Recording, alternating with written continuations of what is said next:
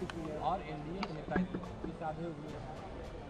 देखिए, विधि व्यवस्था का मामला पूरे बिहार में क्या है, समस्त देश देख रहा है। कल भी आरा में एक पिता पुत्र की हत्या हुई, रोहतास में कल कई राउंड गोलियां चली। उससे पहले बिहार के आप कोई अखबार उठा के देख लीजिए, अखबारों का लाल रंग है, खून से सने हुए हैं सारे अखबार, और यहाँ जंगल राज पे आके प्रवचन दे रहे हैं। तो ये तो भारतीय जनता पार्टी और एनडीए की सरकार के लिए आत्ममंथन और चिंतन का विषय है। पिछले एक वर्ष जून 2024 से लेकर आज तक माननीय नेता प्रतिपक्ष और महागठबंधन के मुख्यमंत्री पद के उम्मीदवार श्री तेजस्वी यादव जी ने हर हफ्ते क्राइम बुलेटिन जारी किया है, और उस क्राइम बुलेटिन को बिहार सरकार ने प्रमाणित भी किया है। बिहार पुलिस ने स्वयं स्वीकारा भी है कि बिहार में हर हफ्ते कितनी हत्याएं हुई हैं। और आप 2023 की एनसीआरबी की रिपोर्ट देखेंगे, जो कि माननीय गृह मंत्री के अधीन है, NCRB national crime record bureau. 2023 का आप देखेंगे सबसे अधिक अपराध टॉप के जो 5 राज्य हैं जहां सबसे अधिक अपराध होते हैं, 5 राज्य भारतीय जनता पार्टी शासित हैं। उत्तर प्रदेश में सबसे अधिक अपराध है, फिर उसके बाद नंबर 2 पे बिहार है। टॉप 2 में अपराध में टॉप पे है बिहार, गरीबी में टॉप पे है, बेरोजगारी में टॉप पे है, पलायन में टॉप पे है, और सबसे नीचे किस में है? साक्षरता दर में सबसे कम है, स्कूल ड्रॉप रेट आउट में सबसे अधिक है, प्रति व्यक्ति निवेश देश में सबसे कम बिहार में है, प्रति व्यक्ति आय देश में सबसे कम बिहार में है, उद्योग धंधे सबसे कम बिहार में है। ये 20 वर्षों की सरकार है। मैं तो विनम्रता से आग्रह करना चाहूँगा, आदरणीय प्रधानमंत्री जी यहाँ है, केंद्रीय गृह मंत्री जी यहाँ है, पूरे देश के भाजपा शासित जितने प्रदेश हैं उनके मुख्यमंत्री, उनके मंत्री, केंद्र के मंत्री, कितने लोग यहाँ डेरा जमाए हुए हैं, वो अपनी उपलब्धियों का बखान करें। 20 साल 2 दशक से एनडीए की सरकार बिहार में है। जो कुछ भी नौकरी और रोजगार मिला, वो जब तेजस्वी यादव जी उप मुख्यमंत्री थे 17 महीने में, जब इन्होंने 5 लाख, उन्होंने एक लकीर खींची, उन्होंने देश और दुनिया के नेताओं को दिखाया, एक राह दिखाई कि कैसे नौकरी और रोजगार दिया जाता है। नहीं तो एक 10 लाख, जब 2020 में उन्होंने 10 लाख नौकरियों की घोषणा की, तो 10 लाख इतना बड़ा आंकड़ा दिखता था, तो उसको लोग असंभव बताते थे। संसाधन कहाँ से आएंगे, बजट कहाँ से, उसका क्या प्रावधान होगा, उस पर सवाल उठाते थे। मात्र 17 महीनों में उन्होंने करके दिखाया। वही जब उप मुख्यमंत्री जी की शपथ ली तेजस्वी जी ने, तो वही वित्त विभाग के सचिव फाइल दबा के आए थे कि सर ये कतई संभव नहीं है। उन्होंने कहा कि हम आपको इकोनॉमिक्स भी समझाएंगे, हम आपको समाजशास्त्र भी समझाएंगे, हम आपको फॉर्मूला भी देंगे कि कैसे किया जाता है। और उन्होंने मुख्यमंत्री को बैठ के वो चीज़ समझाई, पूरा एक्शन प्लान डिस्कस किया, पूरी एसओपी डिस्कस की कि नौकरियां कैसे, कब, कहां और किस रूप में देंगे। और 17 महीने में उन्होंने देके दिखाई। एक दिन में एक विभाग में 1,20,000 नियुक्ति पत्र बांटे गए। आप सब उस बात के साक्षी हैं। 2 नवंबर 2023 को गांधी मैदान, जिस गांधी मैदान में कभी राजनीतिक रैलियां होती थी, वहाँ नियुक्तियां बांटी गई। हजारों लोगों को हर जिला में नियुक्ति पत्र बांटे गए। तो एक सकारात्मक राजनीति की शुरुआत तेजस्वी जी ने की, उन्हीं के ही एजेंडा पे।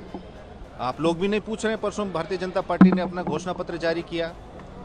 हमने कहा कि हर परिवार में एक सरकारी नौकरी देंगे, तो वही सवाल जवाब हैं। जब हमारे आदरणीय राष्ट्रीय अध्यक्ष लालू जी ने कहा था कि हम सामाजिक न्याय करेंगे, तो लोग कहते थे कि बाघ और बकरी को एक घाट पे कैसे लालू जी पानी पिलाएंगे। उन्होंने पिलाया, और उसका परिणाम भी आप देख रहे हैं। अब तेजस्वी जी ने हुंकार भरी है, लालू जी ने आवाज़ दी, तेजस्वी जी परवाज़ देंगे। लालू जी ने सामाजिक न्याय किया, तेजस्वी जी कह रहे हैं हम आर्थिक न्याय करेंगे। और आर्थिक न्याय क्या होगा? बिहार में उद्योग धंधे हैं नहीं, और वो गरीबी में बिहार नंबर 1 है, बेरोजगारी में नंबर 1 है, और पलायन में नंबर 1 है। तो आप अब आपकी आर्थिक उन्नति के लिए, प्रगति के लिए और बेहतरी के लिए अगर वो बात कर रहे हैं, आपकी गरीबी को हटाने के लिए, बेरोजगारी को हटाने के लिए आप दूसरे राज्यों में काम धंधे के लिए नहीं लेके जाएं, तो उसमें वो कह रहे हैं असंभव बता रहे हैं। तो फिर इसको संभव कौन करेगा? जो 20 साल से सरकार बैठी है, केंद्र में उनकी सरकार है, उनके 1 दर्जन या मंत्री हैं, अगर वो असंभव बता रहे हैं तो फिर संभव कब होगा?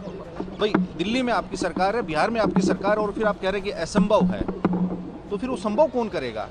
मतलब उन्होंने तो हाथ खड़े कर दिए। जैसे उन्होंने 10 लाख नौकरियां देने की बात की थी तब किया था, तो तेजस्वी जी संभव करके दिखाएंगे, उनके पास एक एक्शन प्लान है। तो अब ये 1 करोड़ की बात कर रहे हैं, तो आप क्यों नहीं सवाल पूछ रहे हैं उनसे? जब तेजस्वी जी ने 10 लाख की बात की थी, उन्होंने 19 लाख नौकरियों की बात की थी। पहले अपनी मैनिफेस्टो में 1 करोड़ नौकरी रोजगार लिखने से पहले आपको अपना आईना देखना चाहिए था कि 2020 में आपने 19 लाख नौकरियों की बात की थी, उसमें आपने क्या डिलीवरी दी, आपकी डिलीवरी रिपोर्ट क्या है, आपका रिपोर्ट क्या है? तेजस्वी जी ने तो कहा है कि इनको घोषणा पत्र नहीं, सॉरी पत्र जारी करना चाहिए था। तो हम मुद्दों की बात करते हैं। आज भी आदरणीय प्रधानमंत्री जी आ रहे हैं, उनको बताना चाहिए बिहार की जनता को कि 11 वर्ष में उन्होंने पूरे देश में 1 करोड़ नौकरियां नहीं दी, और वो कह रहे हैं कि बिहार में दे देंगे। ये वाजिब सवाल है या नहीं है? जिस प्रधानमंत्री ने 11 साल देश का प्रधानमंत्री रहने के बावजूद पूरे देश में 1 करोड़ सरकारी नौकरियां नहीं दी, और वो बिहार में दे देंगे, तो बिहारियों को भ्रमित करने आ रहे हैं हमारे बिहारी भाइयों को। और रेल में नौकरियां किसने बंद की है? रेलवे में, सेना में अग्निवीर की योजना कौन लेके आए हैं? बिहार में उद्योग धंधे किसने नहीं लगाए हैं 20 साल से? तो ये सारे ज्वलंत मुद्दे हैं और बर्निंग क्वेश्चंस हैं बिहार के युवाओं के।